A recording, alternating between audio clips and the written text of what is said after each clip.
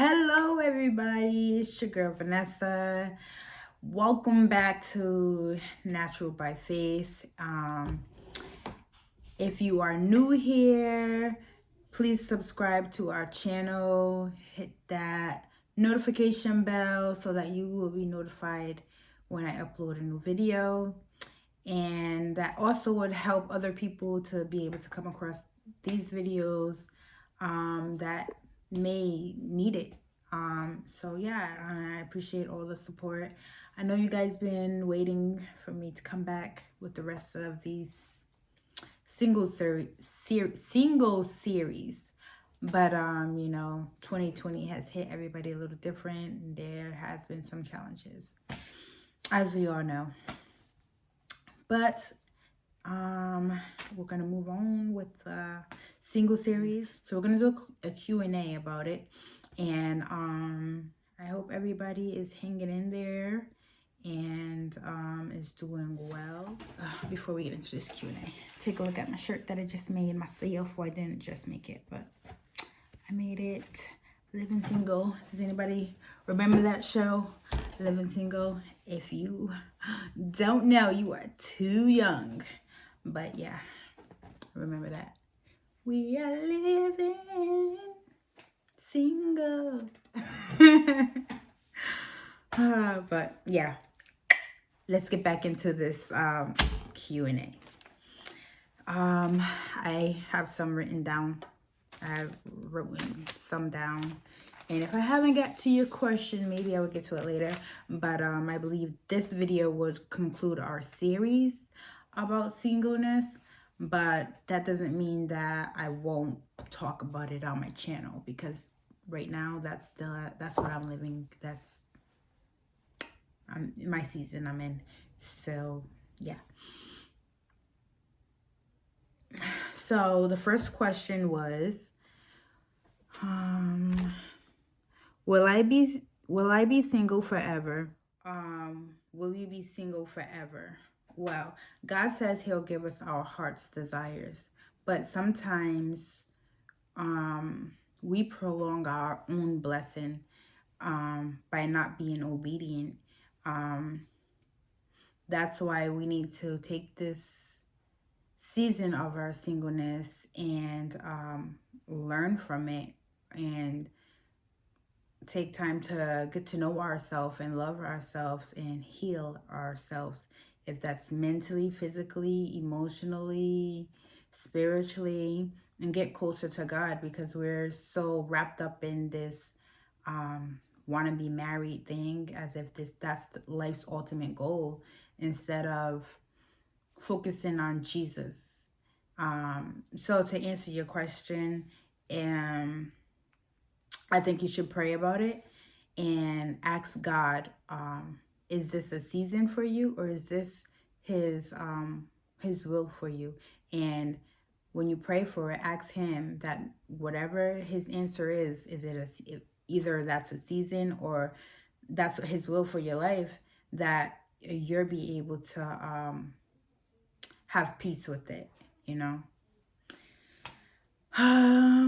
So, okay. Question number 2. What's the best and the worst part about being single?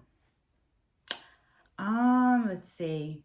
For me, because I can't talk for others, but for me, the best part is I don't have nobody to argue with. I ain't got nobody telling me, I can't go buy this if I want to, or yeah, that could be good or bad. But I'm gonna say that that's the best part for me. I don't got anybody to argue with. Got nobody telling me what to do. That's the best part for me. The worst part, some would say the feeling of loneliness when it comes to like bedtime or whatever. But for me, I would say it's what the world puts on you. Like, people want to push it on you so much, as if that's what you need, is to be married. You need a husband. You need. that is the worst part for me, is that people push it on you as if you need to be married. Oh, it like being single is a bad thing.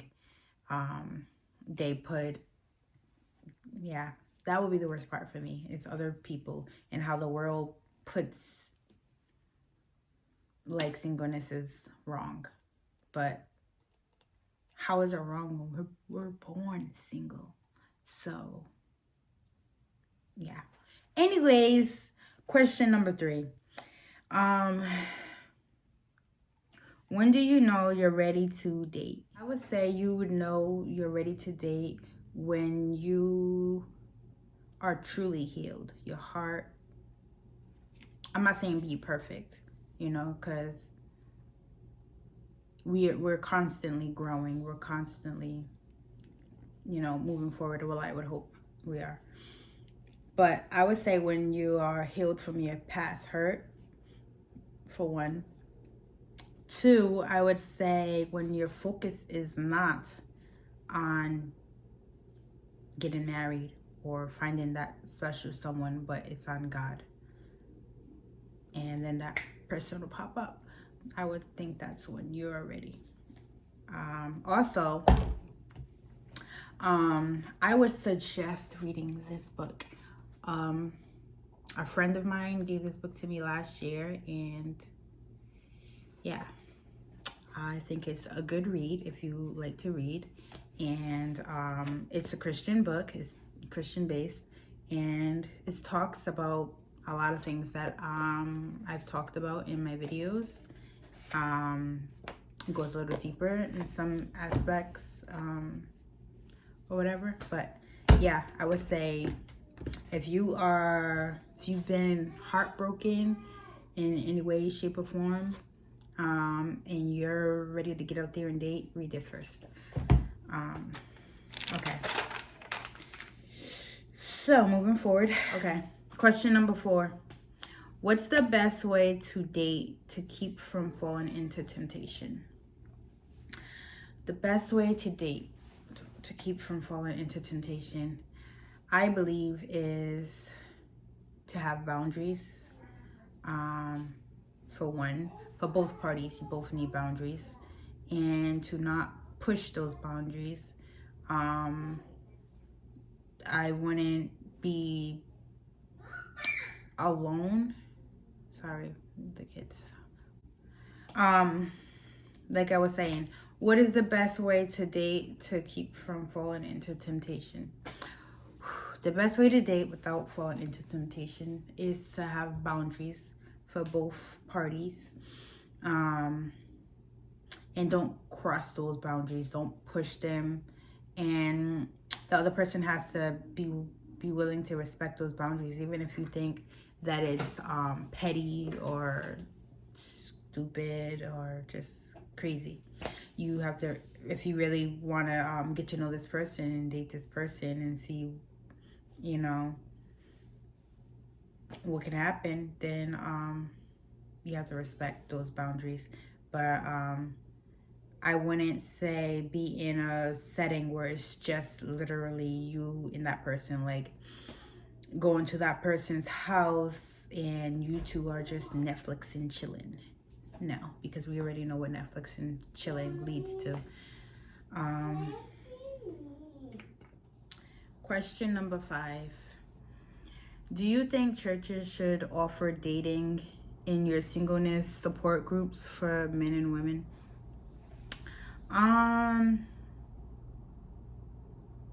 Support groups for dating.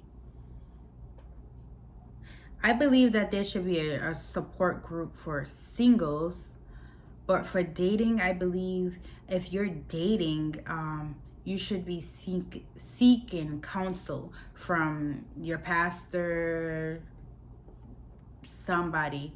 That way, because when you're dating with a purpose. What is the purpose? Marriage. So I'm not saying that you're going to marriage counseling or whatever, but I think there should be some type of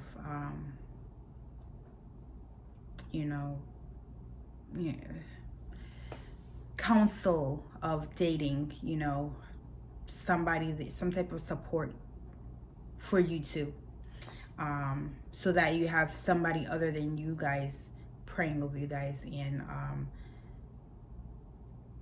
yeah, making sure all is well. I do believe that. So, singleness better than marriage? I don't know who said that. Either is better than another, because there is no one is better than the other. God favors both of them. They're both gifts from God. So I don't think one is better than the other. I believe just one requires more work than the other. So if you want to say it's better than singleness is better than marriage because marriage is more work, then okay. But I don't think either is better. It's a gift, and when somebody gives you a gift, you don't compare your gift to somebody else's. It's rude, for one. So we just accept it and move on. How do I deal with the intense longing to be married?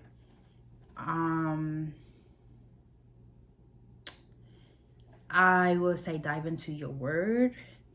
I'm not, there's nothing to say that it's gonna totally go away, because if that's your heart's desire, it's there. I would just say prepare yourself. Stop preparing yourself and don't long for it. Long for God's love and attention, and prepare yourself to be a wife or a husband, because old habits are not easily broken. So if you're working on that and starting these new habits of carrying yourself as a wife or a husband, when that person comes, and it's time for you to get married, it's easier for you to transition from singleness to marriage. And how those things that you're saying, when I get a husband or when I get a wife, I'm gonna do this, I'm gonna do that. Why do you have to wait? Start doing it now. That way you're prepared and you're ready, because those habits that you're saying you're gonna do when you get a spouse, it's only gonna last for so long, and then you're gonna go back to your regular routine of what you're used to doing, because it's routine. It's what you're used to. So if you start now doing those things that you say that you would do when you get married, or you find your spouse, start doing them now. Start preparing dinners. If you're like, oh, I have nobody to cook for, blah blah blah, cook for yourself. Sit there and practice. What would you say to someone who thinks their sexual sin has disqualified them from ministry? God qualified you for ministry, not man. And I wouldn't say you're disqualified just because you have these urges or whatever.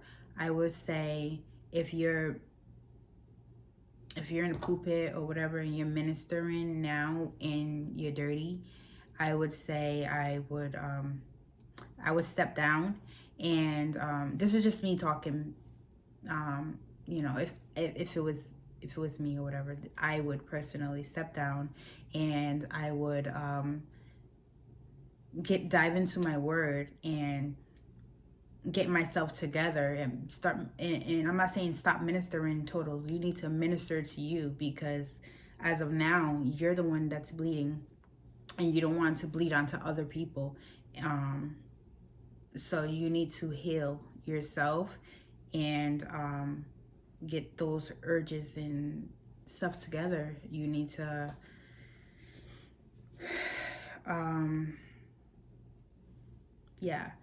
I wouldn't say you're disqualified. We all fall, but because you know that you've done wrong, it's time for you to stand up and dust yourself off and start over, because you don't want to be disqualified. I hope I answered that question. Do you think about what do you think about masturbating? I would say masturbating, somebody told me, it is self-fornication. So if fornication is a sin, self-fornication is a sin. And yeah, I have a whole video um, about masturbating and that topic of stuff. So if you want, you can get off this video and go to that video and watch it. I believe it's maybe a couple videos back or so. And I discussed it. I talk about it. So yeah, go watch it and then come back to this video. Why do I feel so lonely if this is a gift?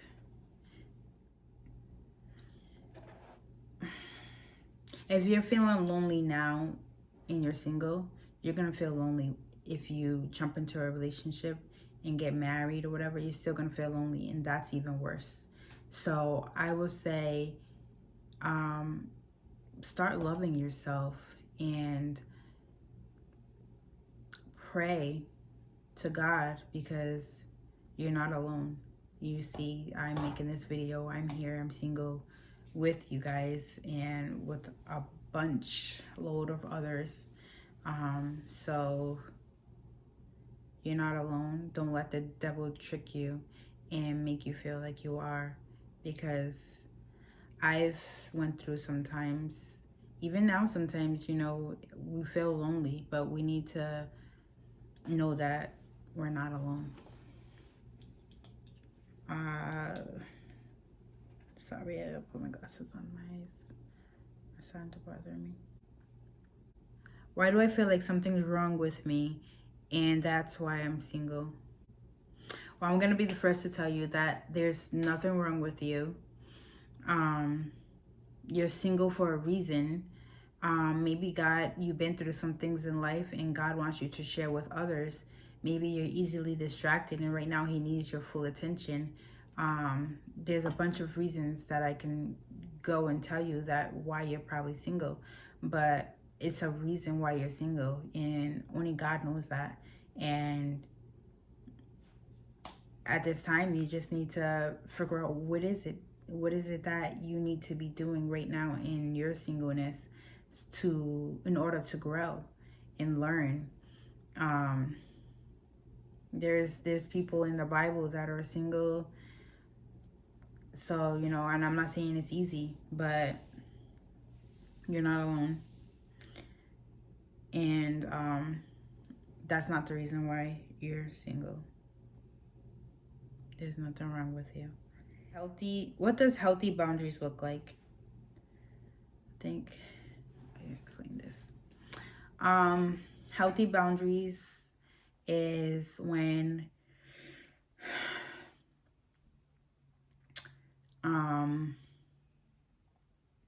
for example, when you don't want to kiss because to you okay, healthy boundaries is you not doing things that would awaken that lust, that passion, that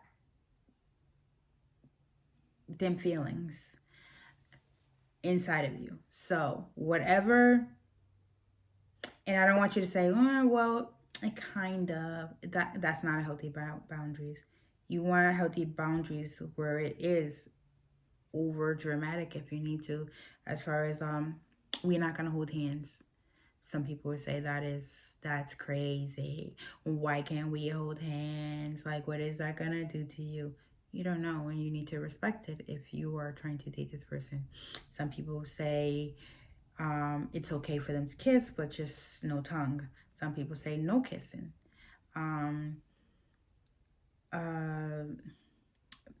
Being in public places, double dating, stuff like that. I would say is healthy boundaries. Keep those boundaries up. Do not go outside of your boundaries. So it's whatever that is gonna keep you from slipping. What does a healthy friendship look like with the opposite sex? There's boundaries there. There's just boundaries there too, especially if you're looking to be married. Um, there's boundaries there. That's all I can say. Is same type of boundaries. And I wouldn't say that they're any different than you dating somebody, because that you just because they're a friend and they're coming over your house, you don't know what their intentions are, or if they like you, and you just got them in the friend zone. Is my boyfriend, girlfriend godly enough?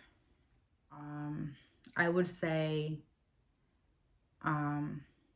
do they have a relationship with God, or are they just claiming to be Christian? Because that's two different things. So I don't think there's a such thing of too godly. And if you mean as far as like, are you guys equally yoked type of thing? Before we start dating, we should be friends first.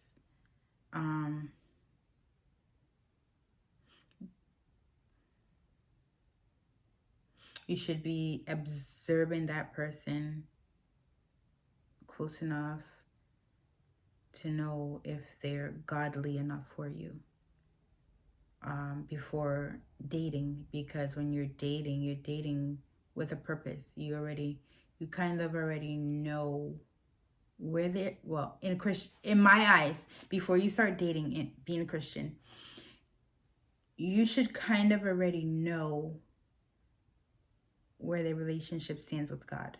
Because if you don't, you shouldn't be dating them, because you're dating with a purpose, and you don't want to get feelings for this person as you're dating them, in their relationship doesn't meet your relationship with God. You're not equally yoked. That you're supposed to be pulling each other up, not down. And we're supposed to be pulling each other closer to God, not away. So is your boyfriend, girlfriend godly enough? Only you can determine that. Okay. Should I date a godly girl I do not find attractive? No. Eh, I would say no. Like, you already have questions, because why should, yeah. No, I would just say no. I'm not even gonna say nothing else. I'm just gonna say no. You should not date somebody you don't find attractive. You're dating her, why? Only because she's godly, but you do not find her attractive? Imagine telling her that. Yeah, I'm gonna say no. Let's move forward.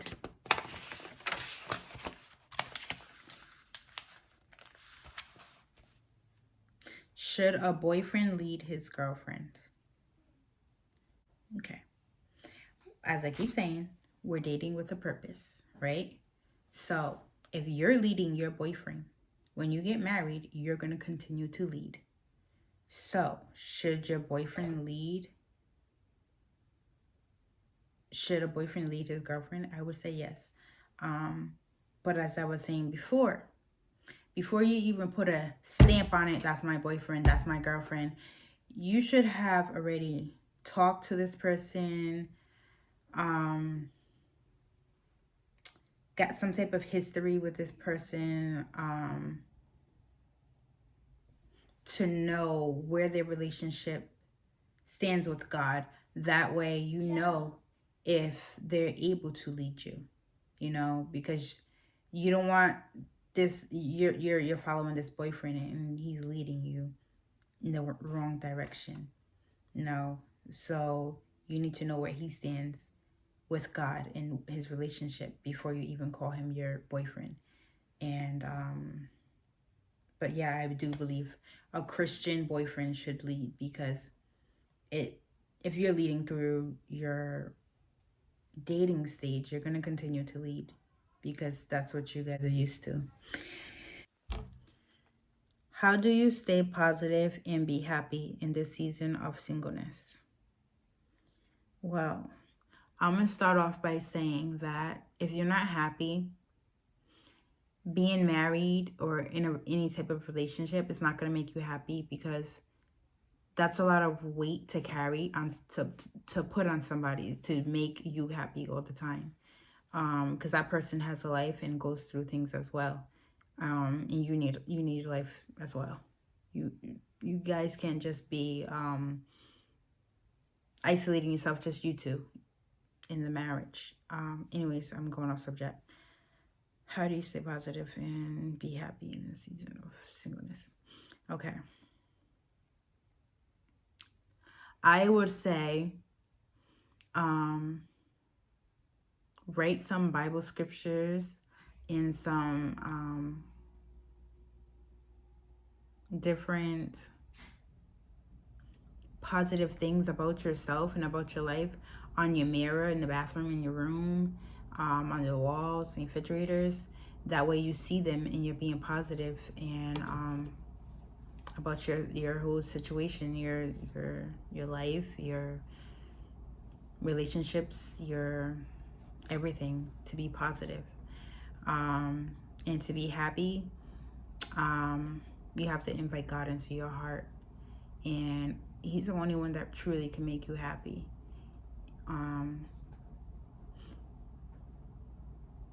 Yeah. And I know in these times, in 2020, with COVID going on and everything, it's it's not easy to fall into this trap of not being positive or not feeling happy being single when you're at home. And it's like I get these questions of how to date in 2020 and all that, because you're at home and you don't see people, and then everybody has a mask on. But that shouldn't be our focus. And yeah. So what do you do when you have sexual urges, and how do you handle it? um I have a video on this that I talk about um in the singleness, being single, and stuff. But to answer that question, I pray, and I be careful of what I'm feeding my spirit. Um, because what you see on TV, what you hear in music, it sounds little, but let me tell you, little does much. And by you watching it and listening to it, it feeds your spirit, and that's what awakens those urges that you probably wasn't even thinking about until you watched Love and Hip Hop, or whatever you watch. But what I do is I pray. Sometimes I have to turn off TVs, turn off music, and just not listen to it. And just truly dive into the Word. And yeah, and I personally believe that when you are that person that you're struggling with these urges, at the time of you struggling with these urges, you shouldn't even be focused on dating, because it's so easy for you to fall, because you're already having these urges, and those boundaries will come crashing down. And also, when you are talking about having boundaries, don't have these boundaries because you're saying God says I can't do it. God says do it, because you don't want to do it, because you know the aftermath.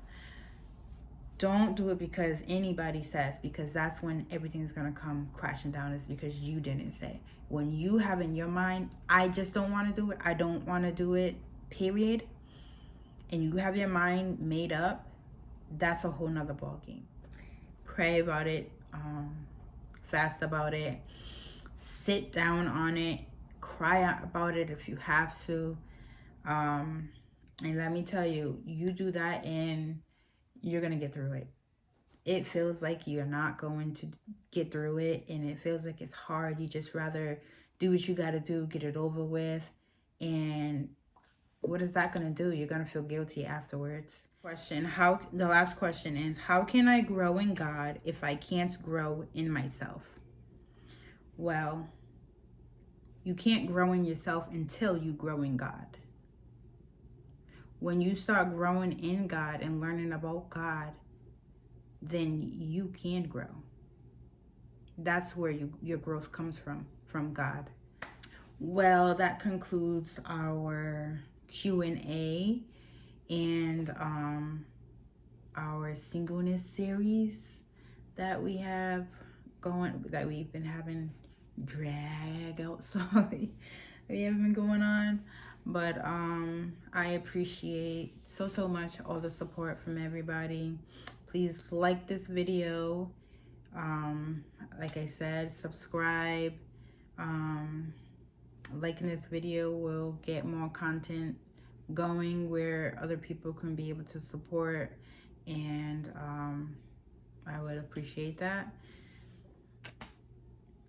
Yeah, we'll end the series and I'll have some more videos coming. Also, if there's any videos that you would like to see me do, please comment down below. Give me some video ideas to do. And yeah, so appreciate it. I'll see you guys on the next video. Bye.